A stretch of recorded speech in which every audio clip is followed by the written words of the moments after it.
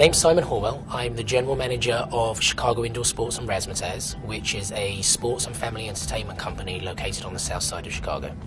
The biggest challenge I've faced is I've taken over a company that was in a state of crisis when I arrived. The crisis was caused by a very aggressive expansion strategy on behalf of the previous management, which led to the company accruing a lot of debt and a very bloated organizational and payroll structure. And the resulting expansion didn't bring in the type of revenue the management were hoping for. As a result, the company was struggling to pay the bills, keep the lights on, keep the doors open, and so forth.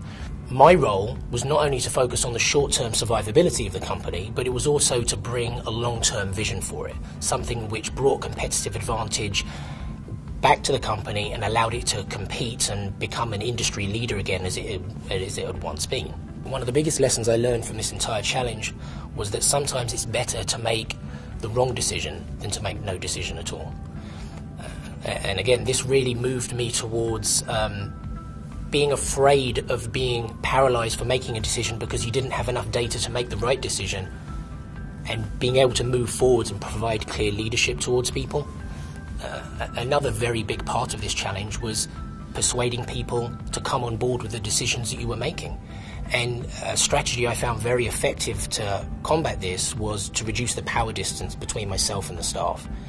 Previously, they'd become very used to a sort of rule-by-dictat approach, which had management at very much at arm's length, dispensing orders, and people would follow them blindly. By narrowing that distance and making ourselves very available to the staff, and not just available, but leading by example, being willing to get down into the trenches and say we're all going to pull at the same time in the same direction, was a very important tool in winning the hearts and minds of people in this short-term transition. So as a leader, you often have to make unpopular decisions, and that's not something that you can ever shy away from. A very important part I have found of making these decisions and getting people to go along with them is to really focus on how you tell the message. The messaging is critical. Firstly, it's got to be clear, and it's got to be consistent. If you have any deviation in the messages from person to person, this spreads very, very quickly within the staff pool. It spreads a lot of confusion. The second element of it is transparency. When you take people outside of their comfort zones, and in terms of unpopular decisions, this may be laying off a colleague, it may be moving somebody to a different department, it almost always relates to moving people outside of their comfort zones.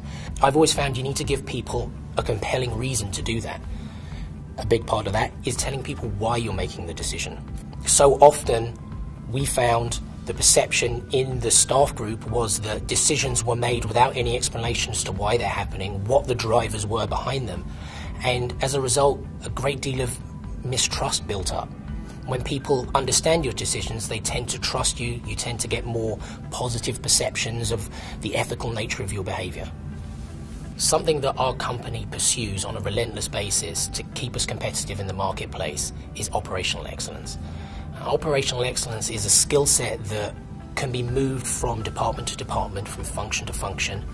Whether you're moving from a very short-term operational mindset or to a longer-term explorative mindset, it doesn't matter. That operational excellence is all about understanding and having your staff understand the value flow through to the customer and being able to identify when things are going to go wrong and fixing them before they break down.